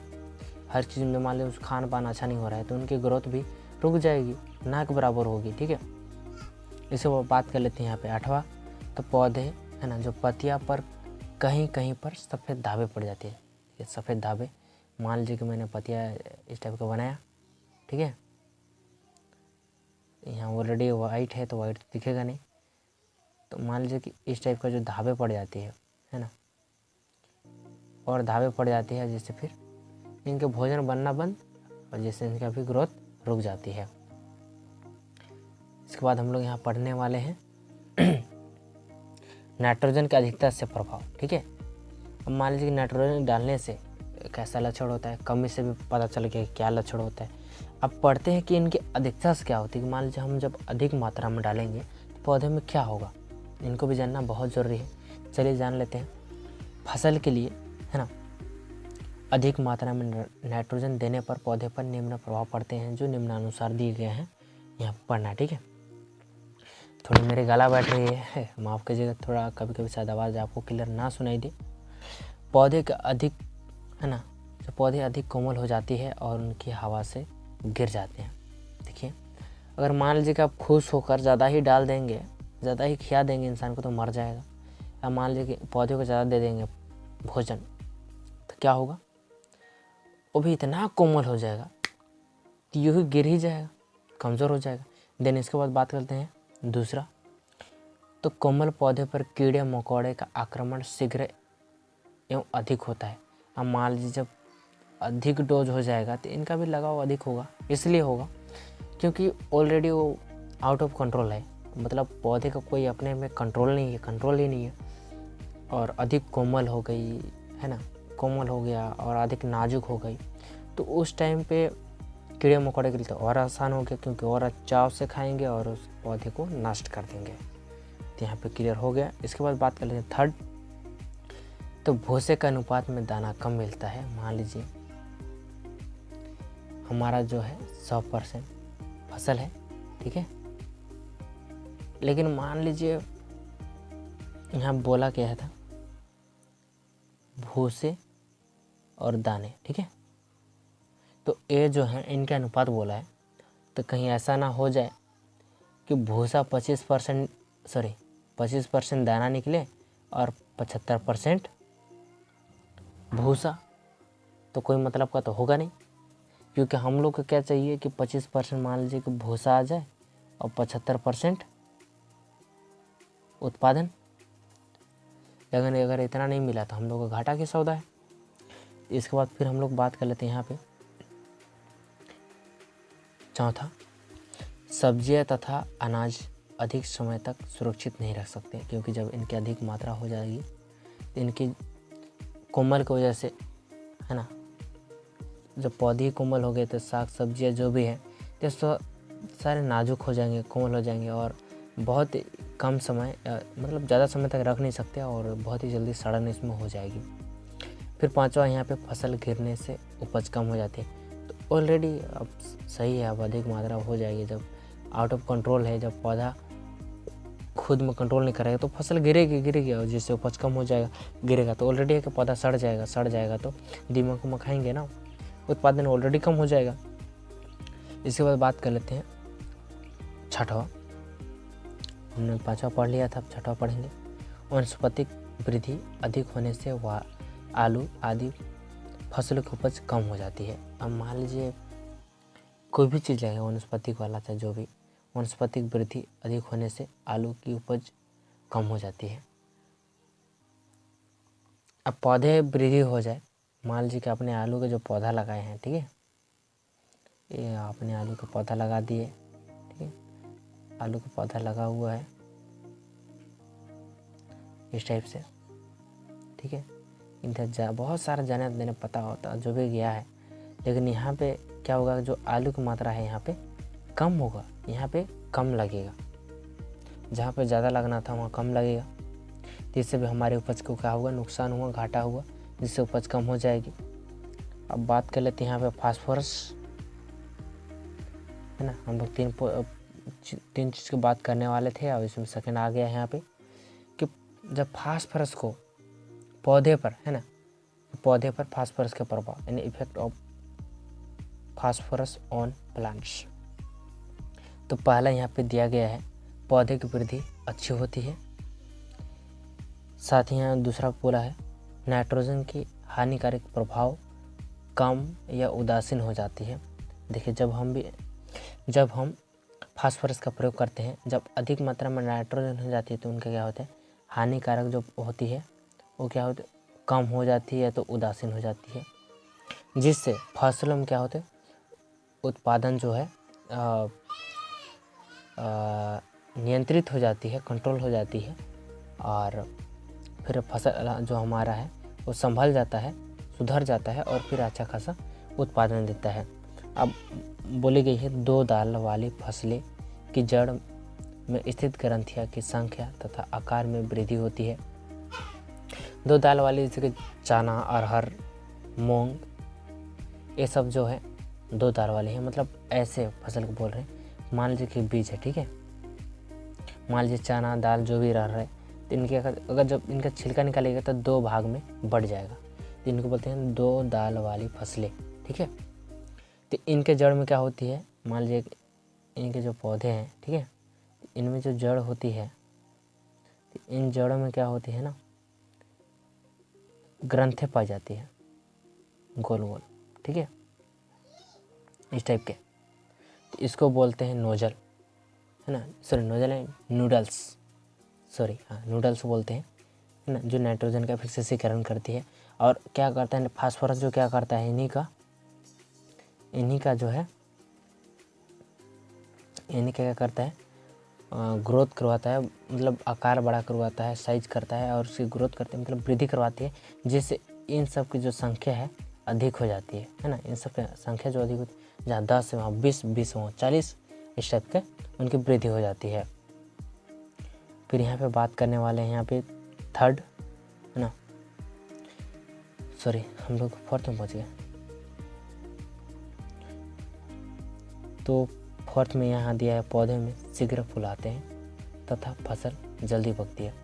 जब हम इनका प्रयोग करते हैं ना, इनका प्रयोग करते हैं, क्या होता है कि पौधे में बहुत जल्दी फूल आती है और बहुत जल्दी फसल भी आ जाती है, सॉरी पक जाती है, इससे हम शीघ्र ही हार्वेस्ट कर देते हैं। फिर यहाँ 5वां बताया गया है कि पौधे में बीमारियाँ कम लगती है जब फास्फोरस का छिड़काव करते हैं या जब इनका उपयोग करते हैं तब। इसके बाद 6वां बात करते हैं पौधे में जब फास्फोरस की उपस्थिति में पराग सेचन होता है, ठीक है, थोड़ा सा यहाँ कुछ और भी दिया है जो शो नहीं हो रहा है, ठीक है, होता है कि जब फास्फोरस को फास्फोरस की उपस्थिति में, है ना, जो उपस्थिति इनकी होती है तो पराग में सेचन अच्छा होता है। सेचन का मतलब उनकी मीटिंग बोल सकते हैं या फिर क्रॉसिंग, है ना, तो अच्छा होता है, जिससे अच्छा उत्पादन मिलता है, क्योंकि उनका भी होना सही है। जब वो ही नहीं होगा तो आगे का जो क्रम है वो नहीं होगा। फिर इसके बाद हम लोग 7वां बात कर लेते हैं, तो दाने में भूसे का अनुपात बढ़ जाता है। यहाँ बोला है कि जो दाना है वो भूसे की अपेक्षा क्या होता है, दाने की मात्रा जो बढ़ जाती है ना। तो यहाँ पे 50-50 ना करके मान लीजिए 75 यहाँ क्या हो गया, ये हमारा हो गया फसल यानी दाना, और 25% भूसा, ठीक है। तो हमारा ये जो आंकड़ा है इसी टाइम मान के लिए चलिए, ऐसा कोई फिक्स मैं नहीं बता रहा, मैं केवल समझाने के लिए कोशिश कर रहा हूँ। इसके बाद बात करते हैं 8वां, यहाँ पे फसल गिरने से बच जाते हैं। जब इनका प्रयोग करेंगे तो क्या होता है, एक मजबूती आ जाती है, एक ताकत मिल जाती है, जिससे वो पौधे गिरने नहीं देती है। यहाँ पे फिर 9 बोला है, फसलों की किस्मों में सुधार हो जाती है। जब इनका प्रयोग करते हैं तो उनकी किस्मों में क्या सुधार हो जाती है, शायद उनकी बड़ी पत्तियाँ हो जाती है, बड़े साइज की फसल होती है, बड़े साइज की दाना होती है, जिससे क्या होता है पौधे में सुधार हो जाती है और अच्छा खासा पैदावार मिलने लगती है। फिर यहाँ पे 10वां दिया है, दानों के चमकीले और बड़े बनने। मैंने पहले ही बताया था, है ना, दाने चमकीले और बड़े बन जाते हैं, जिससे उपज अधिक होता है। आपको मैं पहले ही बता दिया था, तो ज़्यादा कुछ समझाने वाली है नहीं। फिर इसके बाद बात मतलब कि फास्फोरस की कमी से, है ना, अब यहाँ पे ये भी पढ़ना है, फास्फोरस जो कमी है इनकी कमी से होता क्या, जिनकी कमी से होता है कि जो निम्न यहाँ पे दिया गया है। पहला जो है, पौधे का रंग प्रायः गहरा हरा होता है, लेकिन निचले पत्तियां पीली होकर सूख जाती है जब इनकी कमी होती है। तो क्योंकि जब हम लोग फास्फोरस दे नहीं रहे, केवल नाइट्रोजन, वो इसका पत्ता हरा हो जाती है और फिर निचले पत्ते धीरे धीरे पीली पड़ जाती है। फिर उसके बाद क्या, पौधा धीरे धीरे नष्ट हो जाता है। फिर सेकंड बात कर लेते हैं, पौधे की वृद्धि रुक जाती है और पौधे की पत्तियाँ छोटी रह जाती है। अब देखिए कि नाइट्रोजन देने से तो होगा नहीं, उसके साथ में और कुछ वस्तु तो चाहिए। जैसे मान लीजिए हम खाना खाते हैं तो केवल चावल बस तो खाते हैं, चावल के साथ हम चावल दाल सब्जी पापड़ और कुछ भी खाते हैं, तो इनके साथ भी कुछ कुछ और भी होना बहुत ज़रूरी है, क्योंकि चावल बस खाएंगे तो भी हमारे शरीर की ग्रोथ नहीं होगी। उसी तरह नाइट्रोजन अगर हम पौधे को देंगे तो उनको पौधे की वृद्धि होगी नहीं, उनके साथ और कुछ भी देना बहुत ज़रूरी है। देन इसके बाद थर्ड बात कर लेते हैं, पौधे की जड़ों का विकास क्या होता है, रुक जाती है। देन फोर्थ, फसलों तथा बीजों की पैदावार कम हो जाती है, फसल दर देर से पकती है, अधिक कमी होने पर दानों का रंग बैगनी कलर हो जाती है, बैगनी और लाल कलर हो जाती है।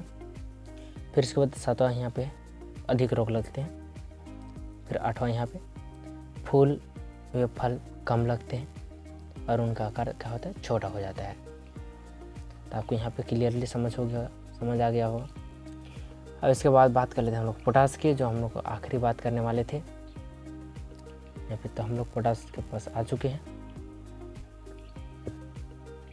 Effect of the potash on the plants.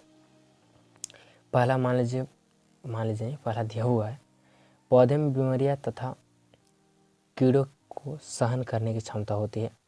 जब हम पौधे में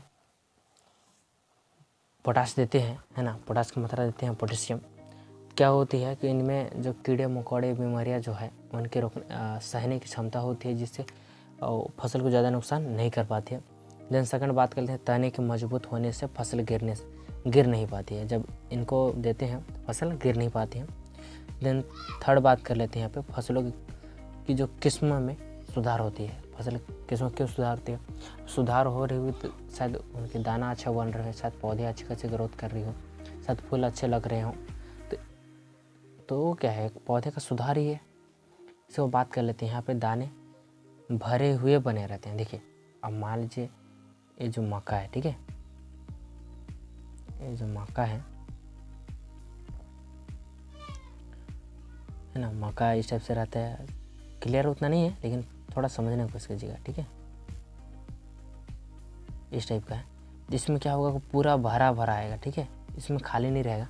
लेकिन कुछ कुछ मक्का में देखिएगा ऐसा होता है कि इस टाइप का होता है, लेकिन क्या होता है कि केवल इतनी में केवल बीज भरा है और बाकी ये सब क्या हो जाता है, यहाँ पे एक खाली रह जाता है। तो ऐसे खाली नहीं रहता है, क्योंकि जब इनका प्रयोग करते हैं तो दाने अच्छे खासे भरे रहते हैं और पैदावार भी अच्छा खासी पैदा होती है। इसके बाद बात कर लेते हैं हम लोग यहाँ पे 5वां, तो पौधे द्वारा पानी की हानि जो उत्सर्जन के द्वारा कम होती है। मान लीजिए कि जब पानी की वर्षा होती है उनके द्वारा पोषक तत्वों का हानि होती है, तो उनको भी क्या करते हैं, रोकती है। देन 6वां बात करते हैं नाइट्रोजन तथा फास्फोरस का प्रभाव जो है संतुलन बनाए रखता है। देखिए नाइट्रोजन और फास्फोरस दोनों का यानी के है ना, इन दोनों का संतुलन बनाए रखता है। ठीक है, इसके बाद बात कर लेते हैं यहाँ पे 7वां, पत्तियों में कार्बोहाइड्रेट तथा स्टार्च अधिक मात्रा में पाए जाते हैं, है ना। जब इनकी प्रयोग होती है तो कार्बोहाइड्रेट और स्टार्च की मात्रा अधिक होती है, जिससे पौधे की वृद्धि के लिए कार्बोहाइड्रेट और स्टार्च की आवश्यकता अधिक होती है ऐसे भी। इसके बाद 8वां बात कर लेते हैं अमीनो अम्ल और प्रोटीन अच्छी प्रकार से बनती है। ठीक है, जब इनका प्रयोग होती है। इसके बाद 9वां बात कर लेते हैं यहाँ पे आलू का स्वाद बढ़ जाता है तथा आलू एवं जड़ वाली सब्जियाँ, है ना, सब्जियाँ आकार में क्या हो जाती है, बड़ी हो जाती है। इसके बाद 10वां बात कर लेते हैं यहाँ पे एंजाइम पर नियंत्रण होती है। जो भी एंजाइम होती है क्या होता है, नियंत्रण हो जाता है और फसल अच्छी खासी उनकी पैदावार बढ़ जाती है। अब देखिए हमने पढ़ा था अभी कुछ देर पहले कि उनकी प्रभाव से क्या होता है, उनकी कमी से क्या होगा, उनकी कमी के लक्षण अभी हम लोग पढ़ने वाले हैं। उनकी कमी के लक्षण जो है यहाँ पे है ना, पौधे में यहाँ पे दिया गया है, पौधे में पोटास की कमी के लक्षण, है ना। यहाँ पे दिया है कि पहला, पत्तियों में भूरी दावे, है ना, भूरी तथा दावेदार हो जाती है। दूसरा जो है पत्तियों के सिरे किनारे क्या हो, झुलसा टाइप से हो जाता है, क्या है, झुलसा कलर हो जाती है ना, ये जो झुलसा टाइप से जाते हैं। देन इसके बाद बात कर लेते हैं थर्ड, इन पत्तियों में क्लोरोफिल कम बनता है जब इनकी कमी होती है। इसके बाद करते हैं पौधे में इंटरनोड, है ना, इंटरनोड की लंबाई कम होती है। जो पौधे क्या हो करती है, जब भोजन ग्रहण करती है, उनकी जो जड़ होती है ना, तो उनमें क्या है, इंटरनोड की लंबाई जो होती है कम हो जाती है, इनकी तरफ पौधे को पोषक तत्व कम प्राप्त होती है।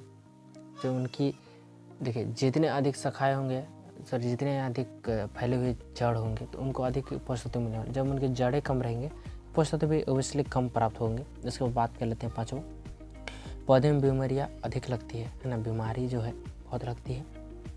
देन इसके बाद 6वां बात कर लेते हैं कपास की पत्तियाँ जो है गिरने लगती है तथा टोंडे ने बोल ठीक प्रकार से नहीं खिलते।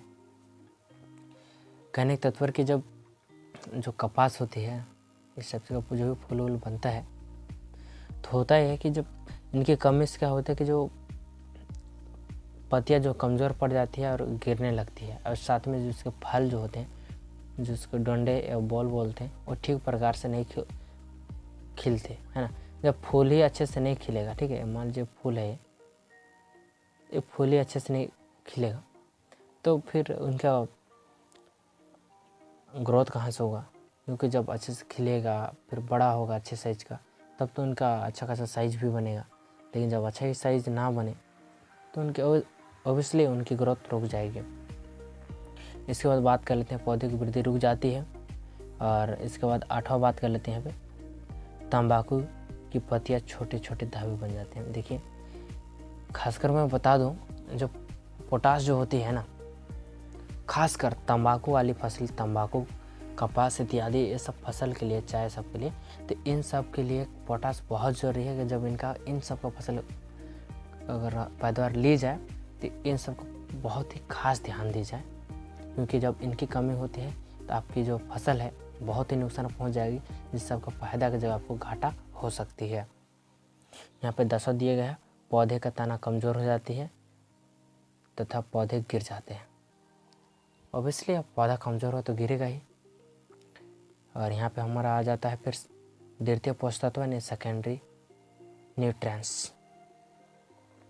तो आज हम लोग इसी के बारे में पढ़ लेंगे, क्योंकि आज हम लोग पूरे एक एक चीज़ को क्लियर करने वाले हैं। अगर कोई भी डाउट हो तो आप प्लीज़ कमेंट कीजिएगा, मैं आपके लिए 24 घंटा तैनात हूँ और आपको मैं जितना भी बनेगा कोशिश करूँगा आप समझाने के लिए। मैं समझा सकता हूँ, शायद मेरी जितनी कैपेसिटी हो, मेरी क्षमता हो, जो भी हो, मैं कोशिश करूँगा अपने सब समझाने की। इससे बात कर लेते हैं यहाँ पे, जैसे मैं अंडरलाइन कर देता हूँ कि हम लोग कौन सा टॉपिक पढ़ने वाले हैं। आज हम लोग टॉपिक पढ़ने वाले हैं सेकेंडरी न्यूट्रिएंट्स। ठीक है, तो पहला जो है कैल्शियम है ना। कैल्शियम के कार्य, यह कोशिका भित्ति बनने में मदद करती है। जब हम द्वितीय पोषक तत्व जो है कैल्शियम है ना, कैल्शियम, मैग्नीशियम और गंधक यानी सल्फर पढ़ा था, थोड़ा जहाँ यहाँ लगा। फिर सेकंड जो है ना, यह मेटाबॉलिज्म के द्वारा उत्पन्न अम्लों को उदासीन करती है। जो मेटाबॉलिज्म के द्वारा जो अम्ल बनती है उनको क्या कर उदासीन कर देती है, जिससे पौधों को नुकसान कम होती है। देन इसके बाद थर्ड बात कर लेते हैं, यह बीज निर्माण को प्रेरित करता है ना। देखिए ये क्या करता है, बीज निर्माण के लिए प्रेरित करता है या उत्साह करता है, जो भी उत्तेजित करता है, जो भी कह सकते हैं यहाँ पे। और यहाँ पे बात कर लेते हैं, यहाँ पे प्रोटीन संश्लेषण की क्रिया सहायक होती है ना। जब ये जो प्रोटीन क्या करती है, संश्लेषण क्रिया में बहुत ही सहायक करती है, सपोर्ट करती है। इसके बाद बात करते हैं पौधे की जड़, सिरों यानी रूट टिप्स विकास की क्रिया को बढ़ाता है। जो विकास की क्रिया है वो सक्रिय से बढ़ाता है। देखिए इनके कुछ 5 लक्षण थे। इसके बाद हम लोग इनके कमी के लक्षण पढ़ने वाले हैं। मैं थोड़ा क्लास फास्ट ले रहा हूँ है ना। कहीं अगर डाउट लगे तो कमेंट ज़रूर कीजिएगा, और आपको समझ नहीं आए तो फिर से इसको पीछे करके फिर से इसको समझने की कोशिश कीजिएगा, ठीक है। इसके बाद बात कर लेते हैं यहाँ पे कमी के लक्षण है ना। जो कमी है तो यहाँ पे पहला जो है, कैल्शियम की कमी से जड़ का विकास उचित ढंग से नहीं हो पाता है ना। जब इनकी कमी होती है तो क्या होता है, जड़ का जो विकास होता है उचित ढंग से नहीं हो पाता है, कमी हो जाती है। दूसरा बात कर लेते हैं दलहनी पौधा में जड़ों की ग्रंथियाँ जो है नूडल्स है ना। नूडल्स आपको पहले बताया था कि जो दलहनी फसल होती है उनके जड़ों में क्या छोटे छोटे ग्रंथियाँ जो होती है, जो छोटे छोटे नूडल्स है ना, जो गांठें पाई जाती है उनको क्या करती है, कम संख्या में हो जाती है क्योंकि इनकी कमी से, ठीक है। तो द्वितीय पोषक तत्व बहुत ज़रूरी है पौधे के लिए। इसके बाद थर्ड बात करते हैं अग्रस्त कलिका यानी टर्मिनल बर्ड, ठीक है। यहाँ पे शिखर से मरने लगती है और तथा झुर्रीदार हो जाती है, ठीक है। होता है कि जब इनकी कमी होती है, जो शिखर है टर्मिनल बर्ड्स एंड झुर्रीदार, तो होता है कि शिखर यानी मान लीजिए कि मुड़ी है पौधा, यहाँ से क्या होता है कि सड़ते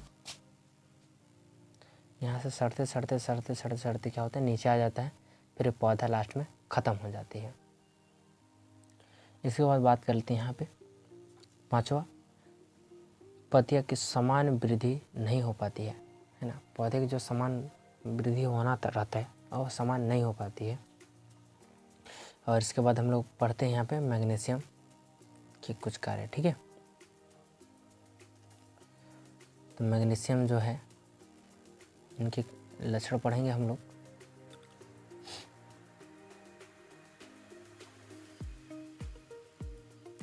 तो यहाँ पे दिया गया है पहला, यह पौधे को हरापन प्रदान करती है, ठीक है।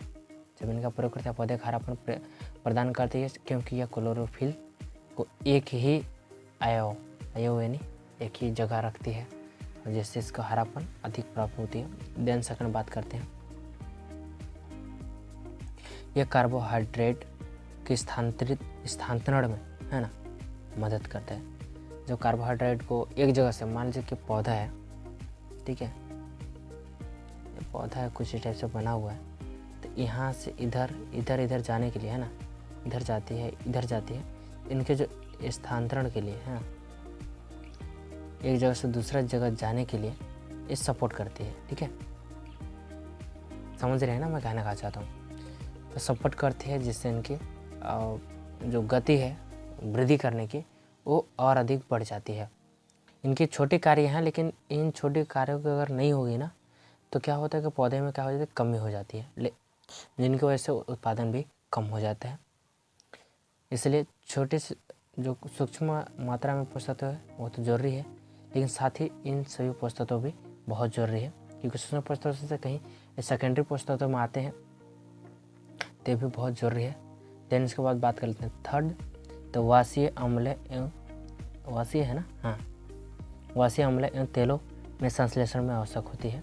जैसे पौधे में आप वाष्य अम्ल भी बनते हैं, साथ में तेलों वाले, जैसे मान लीजिए तिलहनी फसल में सरसों, सूरजमुखी, जटिंगी, ये सब अगर हम लोग उपयोग उत्पादन करते हैं तो ये जो है तिलहनी फसल के अंतर्गत आती है, और इनमें वाष्य अम्ल तथा तेलों वाले में संश्लेषण की प्रक्रिया होती है। अब इसके बाद बात कर लेते हैं हम लोग यहाँ पे कमी के लक्षण, है ना, क्योंकि जब जिनके डालने से जो प्रभाव पड़ती है ये तो जरूरी है, ये तो जरूरी मैं नहीं कह सकता, लेकिन ये कह सकता हूँ कि इनकी मान लीजिए डालने से प्रभाव हो सकता है, तो नहीं डालने से क्या प्रभाव तो होगा ही। नहीं डालने से क्या होता है कि इनकी कमी से पौधे में पुरानी पत्तियाँ पीली पड़ जाती है। जो पुरानी पत्तियाँ होती है पीली पड़ जाती है, जिसमें सिरा यानी विनश हरी रह जाती है। देन इसके बाद बात कर लेते हैं सेकेंड, पौधे सीधी नहीं रह पाती है और आसानी से टूट जाती है। देखिए कमज़ोर हो जाता है और आसानी से क्या होता है, टूट जाता है। इसके बाद बात कर लेते हैं हम लोग यहाँ पे सल्फर, है ना, यानी गंधक। यह क्लोरोफिल के निर्माण में सहायक होती है, जबकि क्लोरोफिल का संगठन पदार्थ नहीं है। देखिए ये जो है, जबकि क्लोरोफिल का संगठन नहीं है, फिर भी क्या करती है, क्लोरोफिल का निर्माण में सहायक करती है, यानी सहायता करती है। तो बहुत अच्छी बात है, छोटी कार्य करती है लेकिन पौधे के लिए बहुत बड़ी बात है। इसके बाद सेकंड यहाँ पे दिया गया है, यह एंजाइम क्रिया को प्रोत्साहित करता है। देन सेकंड पे है, यह प्रोटीन संश्लेषण में आवश्यक होता है। और यहाँ देन फोर्थ में दिया है, यह जड़ में ग्रंथियाँ यानी नूडल्स के निर्माण में सहायक होता है। ठीक है, इसके बाद आप इसकी कमी के लक्षण पढ़ लेते हैं। जब इनके डालने से इतने कुछ हो सकता है तो इनकी कमी से भी कुछ कुछ होगा ही है, तो जस्ट इसका उल्टा हो सकता है। देख सकते हैं इनकी कमी से सर्वप्रथम पौधे की जो नई पत्तियाँ है वो पीली पड़ जाती है। पौधे की जो नई पत्तियाँ क्या हो जाती है, पीली पड़ जाती है। ठीक है, इसके बाद बात करते हैं सेकेंड, पौधे की वृद्धि में मद पड़ जाती है। ठीक है, मद यानी मंद गति, मंद यानी धीरे। जो पौधा तेज़ी से बढ़ता है ना, तेज़ी से बढ़ने वाला, वो कहीं ना छोटा ही रह जाएगा, बढ़ेगा नहीं, ये शायद इतने ही बड़ा में रह जाए। इसी को बोला है कि पौधे की वृद्धि में मंद पड़ जाती है या धीरे हो जाती है, धीमी गति हो जाती है। ठीक है, इसको बात कर लिया जाए यहाँ पे थर्ड की, है ना, तो पौधे में या बीजों में तेल की मात्रा क्या होती है, कम होती है ना। मान लीजिए जो तिलहनी फसल है उन फसलों में जब इनकी मात्रा नहीं होगी तो अवश्य ही तेल मात्रा की जो है कमी पड़ जाएगी। मान लीजिए एग्जाम्पल के लिए सरसों, है ना, कृषि परिकुल के आते हैं, इनमें जो उच्च गुण वाले होते हैं वो 45 से 55% क्या होती है, तेल की मात्रा जो पाई जाती है। शायद यहाँ उनके जगह यहाँ पे 20 से 25 प्राप्त हो, तो यहाँ पे आप समझ सकते हैं कि यहाँ आपको नुकसान ही है, घाटा ही हो रहा है।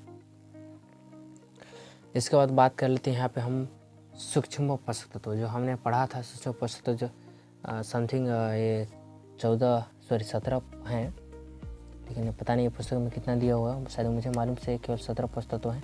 वैसे तो हम लोग पढ़े थे कि हमारे पौधे के लिए 18 पोषक तत्व आवश्यक होती है, लेकिन यहाँ पे देखते हैं इस पोषक तत्व में से कितने पोषक तत्व यहाँ पे दी हुई है। ठीक है, तो पहला जो यहाँ पे दिया हुआ है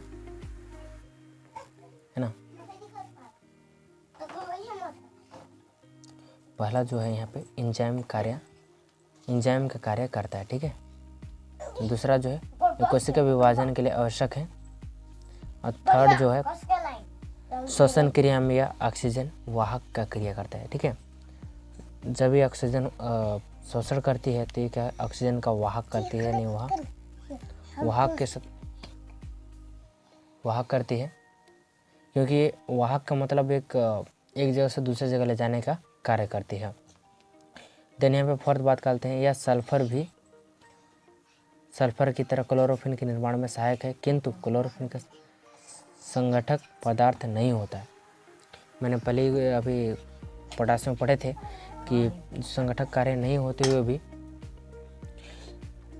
वह संगठन का कार्य करती है, और सेम यहाँ भी क्लोरोफिन का संगठन जो है, संगठक पदार्थ नहीं है लेकिन सहायक करती है। ठीक है, तो यहाँ पे क्लियर है।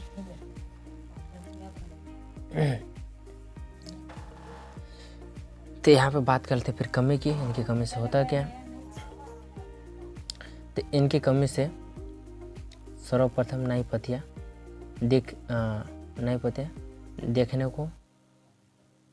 देखने को मिलती है, नई पत्तियाँ देखने को मिलती है ना, इनकी कमी से। जिनमें मुख्य सिरा क्या होती है, मुख्य सिरा जो है ना, मुख्य सिरा जो बताया गया यहाँ पे, समस्त पत्तियाँ क्या हो जाती है, पीली पड़ जाती है और बाद में सफ़ेद होने लगती है, और अधिक कमी से पत्ती अधिकांश भाग सफ़ेद हो जाती है।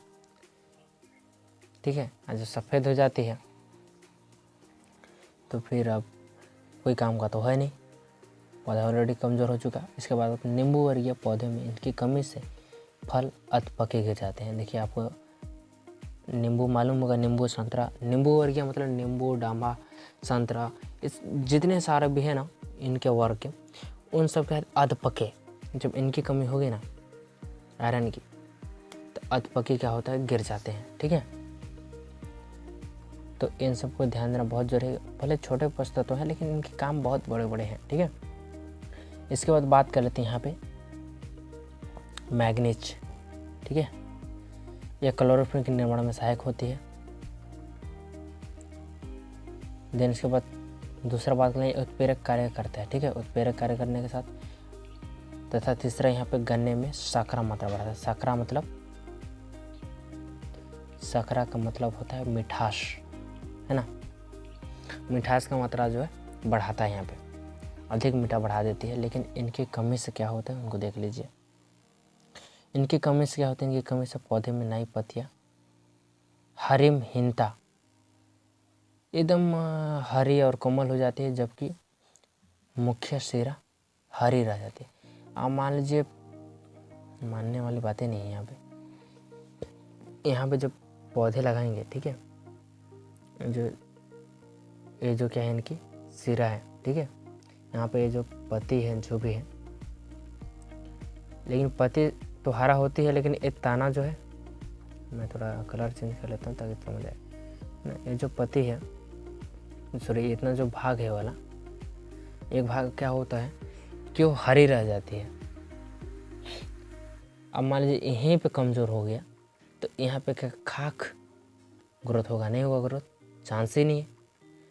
जब यहाँ ही कमज़ोर है तो फसल भी ग्रोथ होना ही नहीं है, चांस ही नहीं कि नहीं हो पाएगा। ठीक है, समझ गए होंगे। इसके बाद बात कर लेते हम लोग यहाँ पे सेकंड की। सेकंड यहाँ पे दिया है कि अनाज वाली फसलों में पत्तियाँ भूरे रंग तथा पारदर्शी हो जाती है। ठीक है, जब इनका प्रयोग नहीं होता है मैग्नीज का, तो होता है कि पौधे के जो पत्तियाँ हैं भूरे रंग और पारदर्शी हो जाती है। मतलब हम उसको पत्ती को आँख सामने करके हम एक इस पार से उस पार देख सकते हैं। ठीक है, फिर थर्ड यहाँ पे बात करते हैं, नींव पत्तियाँ में मृत ऊतक के धावे बिखरे होते हैं।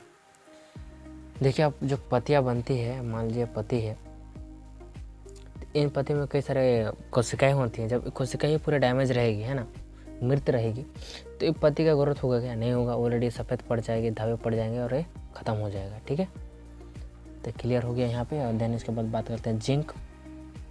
तो जिंक का कार्य जो है ना, जिंक का जो कार्य है देख लेते हैं यहाँ पे। पहला जो एंजाइम के निर्माण में सहायता करता है, ये भी। देन सेकंड बात करते हैं पौधे की वृद्धि में, वृद्धि को प्रभावित करने में हार्मोन ए, है ना, हार्मोन ए 9 ए ए। ये याद कर लीजिएगा क्योंकि हार्मोन पूछा जाता है कि जिंक का जो ऐसा वृद्धि को प्रभावित करने वाला कौन सा हार्मोन है, तो 9AA हार्मोन है जो प्रभावित करती है, निर्माण में प्रभावित करती है।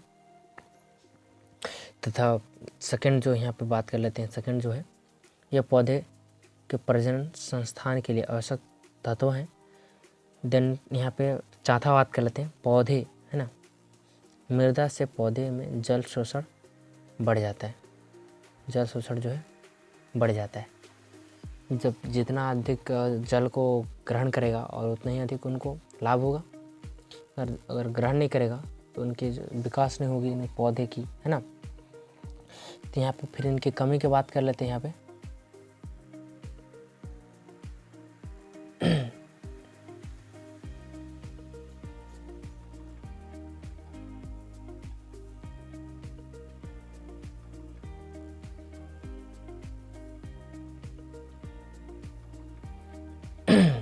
ठीक है, यहाँ पे कमी का बात कर लेते हैं। जो कमी है, इनकी कमी से पौधे की नाई है ना, नाई और पुरानी पत्तियाँ दिखाई देती है और इसमें सिराओं छोड़कर शेष पत्तियाँ क्या हो जाती है, पीली पड़ जाती है। ठीक है, शेष जो पत्तियाँ क्या हो जाती है, पीली पड़ जाती है। देन सेकंड बात करते हैं, पौधे बौने रह जाते हैं। बौने का मतलब छोटे रह जाते हैं। जितना बड़ा होने वाला पौधा है वो इतनी बड़ा में रह जाता है। ठीक है,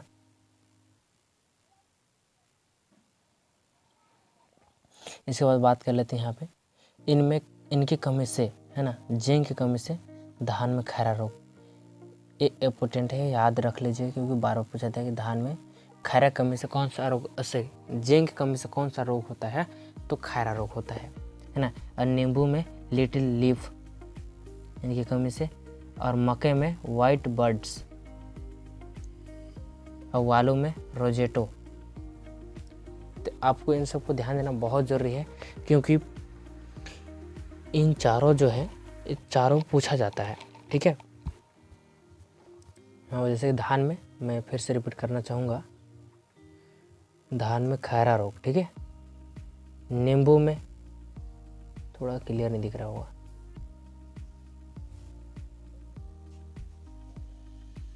धान में खैरा रोग, ठीक है, नींबू में लिटिल लीफ, मक्के में वाइट बर्ड, और आलू में जो है यहाँ पे दिया गया है रोजेटो, है ना। तो इन सब को याद रखना बहुत ज़रूरी है क्योंकि ये बहुत ही महत्वपूर्ण इम्पोर्टेंट है ना। तो इसको कॉपी में ज़रूर नोट कीजिएगा। तो चलिए इसके बाद बात करते हैं कॉपर।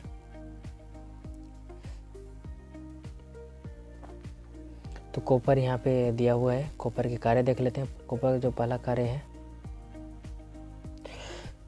पौधे में विटामिन ए को मदद करती है ना, विटामिन किसको, ए को मदद करती है। देन सेकंड है, पौधे में फफूंद जनित बीमारी कम लगती है। हम जब इनका प्रयोग करते हैं तो फफूंद जनित जो बीमारी है कम लगती है। देन थर्ड बात करें, क्लोरोफिल निर्माण तथा आयरन के निर्माण में सहायक होता है। क्लोरोफिल तथा आयरन के निर्माण में सहायक होती है ना। इसके बाद बात कर लेते हैं यहाँ पे इनकी कमी के लक्षण। जो इनकी कमी होगी तो इनके लक्षण क्या होगा, तो पहला लक्षण जो इनकी कमी से सर्वप्रथम 9 पत्तियाँ पर भूरी तथा सिराओं सहित पीली पड़ जाती है।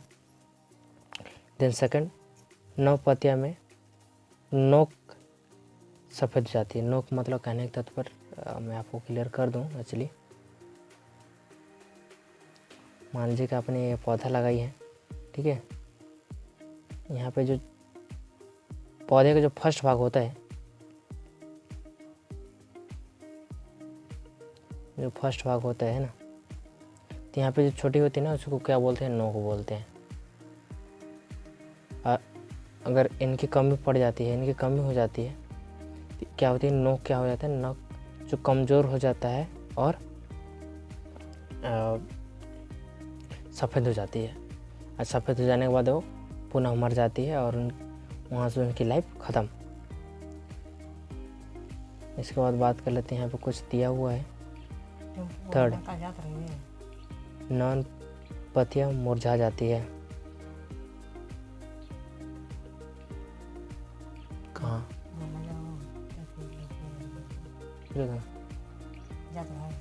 मेरे को बताऊँगा।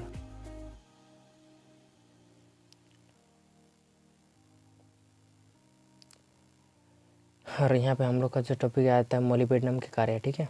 मोलिब्डेनम का जो कार्य है नाइट्रोजन के स्थिरीकरण को मत कर, नाइट्रोजन यानी नाइट्रोजन, ठीक है। नाइट्रोजन को क्या कहते हैं, स्थिरीकरण करते हैं, यौगिकरण करके क्या कहते हैं, पौधे को प्राप्त कराती है, जैसे उनकी नाइट्रोजन की कमी होती है उनकी पूर्ति कराती है, ठीक है।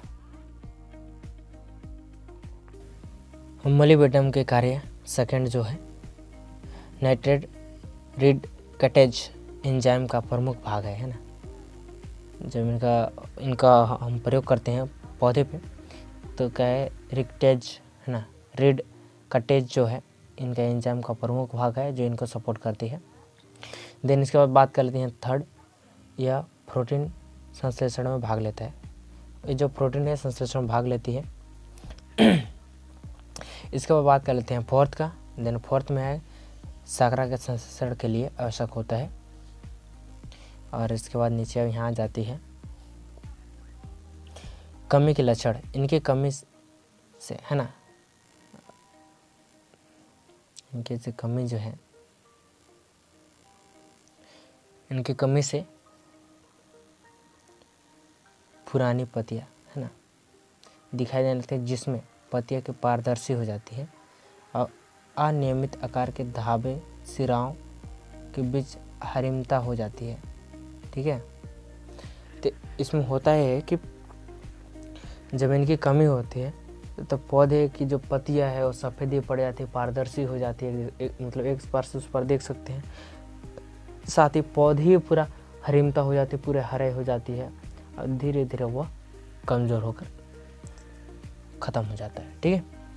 इसके बाद कर लेते हैं यहाँ पे सेकंड, तो दलहनी फसलों के जड़ में क्या होती है, ग्रंथियाँ जो कम होती है, क्योंकि मैंने आपको कई बार बता दिया जो ग्रंथियाँ वो क्या होती है, कम हो जाती है, जिसकी वजह से नाइट्रोजन की फिक्सेशन कम हो जाती है, उसके साथ इनका भी उपज में कमी आ जाती है।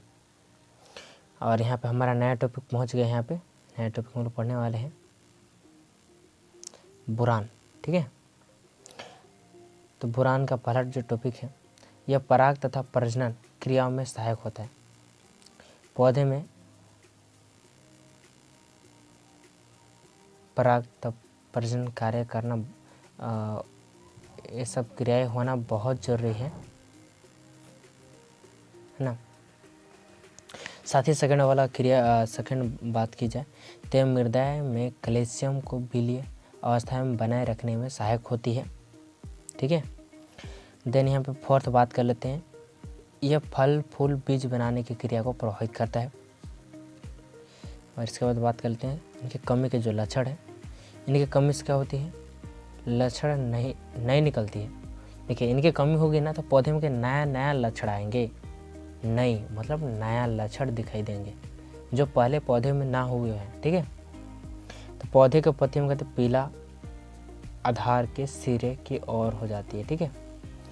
अब मान लीजिए जब पौधा के पत्ती है, ठीक है, जो बीज का आधार है वो क्या हो जाएगा, पीला पड़ जाएगा। ये सब क्या हो जाएंगे, पीला पड़ जाएंगे, ठीक है। अब फिर पीला पड़ के समझ सकते हैं फिर क्या होगा, कमज़ोर हो जाएगा।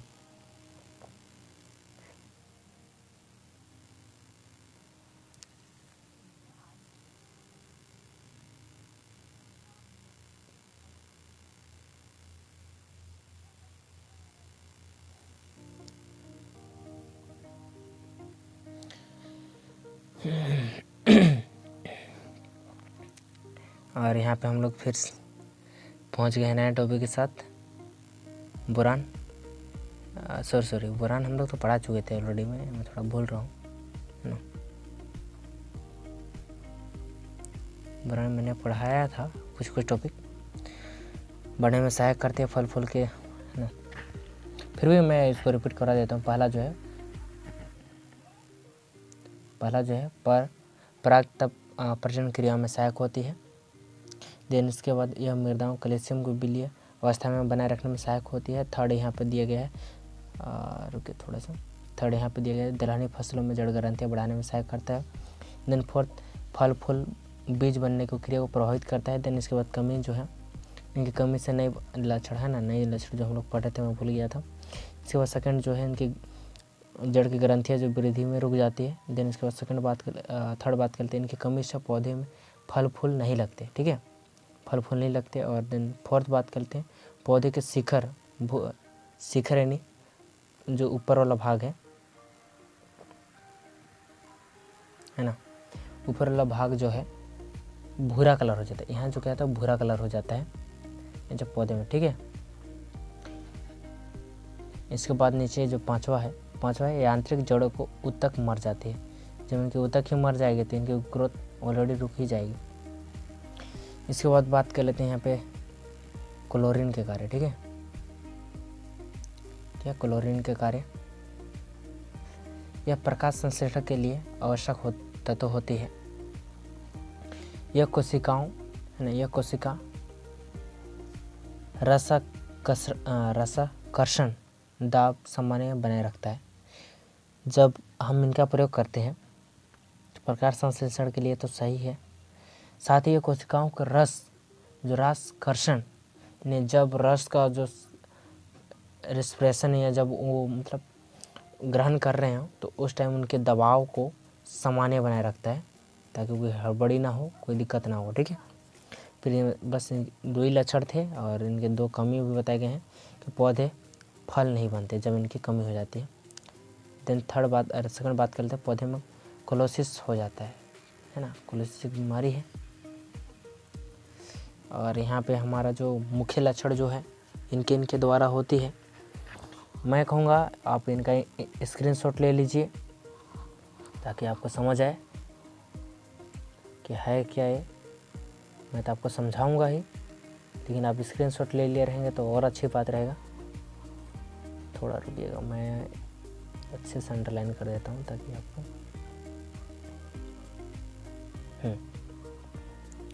तो यहाँ पे बताया गया है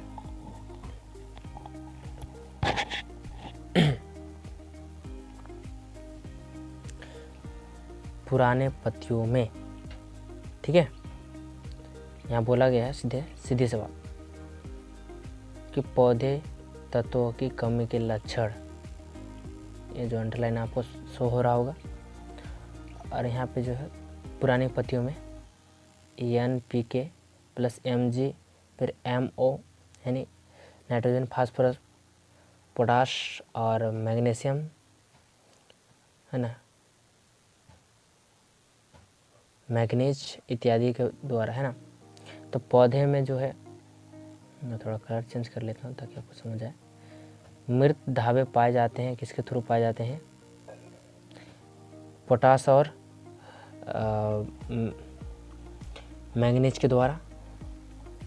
और मृत धावे नहीं पाए जाते हैं, नहीं होते हैं, वह है नाइट्रोजन फास्फोरस और मैग्नीशियम है, ठीक है। और यहाँ पे जो दिया गया है, यहाँ पे सिरा हरी मैग्नीशियम कमी से और सिरा पीली इनकी वजह से होती है। हरी किनकी वजह से होती है तो मैग्नीशियम की वजह से, पीली किसकी वजह से होती है तो नाइट्रोजन की वजह से होती है। ये तो बात क्लियर हो गई। दिन यहाँ पे बात करते हैं नई पत्तियों में, है ना, तो फेमिन आयरन मैग्नीशियम तांबा और गंधक यानी सल्फर को ही गंधक बोलते हैं। तो इनकी कमी से क्या होता है कि हरे नशे वाली मान लीजिए कि जैसे आपने चाय बनाई हो, तंबाकू इत्यादि बहुत सारे, तो इन सब में क्या होता है कि नशे वाले पत्तियों में जो कहते हैं वीनस क्या है वो कमज़ोर हो जाती है, तो है आयरन और मैग्नीज, ठीक है। देन इसके बाद नशे वाले येलो जो पौधे को प्रभावित करती है वो येलो वीनस यानी तांबा और गंधक यहाँ पे दिया गया है, ठीक है। इसके बाद बात कर लेते हैं यहाँ पे अग्रस्थ कलिका यानी टर्मिनल बड, इनका जो होता है कमी, बोरान और कार्बन है ना, कार्बन को सॉरी कोबाल्ट के थ्रू है ना, कोबाल्ट और ये बोरान के थ्रू क्या पौधे निकली हुई पत्तियां में टर्मिनल बड को जो भी इनकी मतलब इनकी कमी से टर्मिनल जो अग्रस्थ है नहीं निकलती है, सॉरी निकलती है, माफ़ कीजिएगा, क्योंकि इनकी कमी से ये निकलती है और वो भी अस्वस्थ पौधा। तो इसको आप एक स्क्रीनशॉट ले लीजिएगा। उसके बाद बात करते हैं मृदा परीक्षण, ठीक है। तो मृदा परीक्षण हम लोग कल पढ़ेंगे, अगले वीडियो में आपको मिल जाएगा। एक्चुअली आज के लिए इतना ही, मेरा भी थोड़ा गला बैठ गया है और क्लास भी लंबा हो चुका है। तो थैंक यू, इतना समय तक बने रहने के लिए बहुत बहुत धन्यवाद।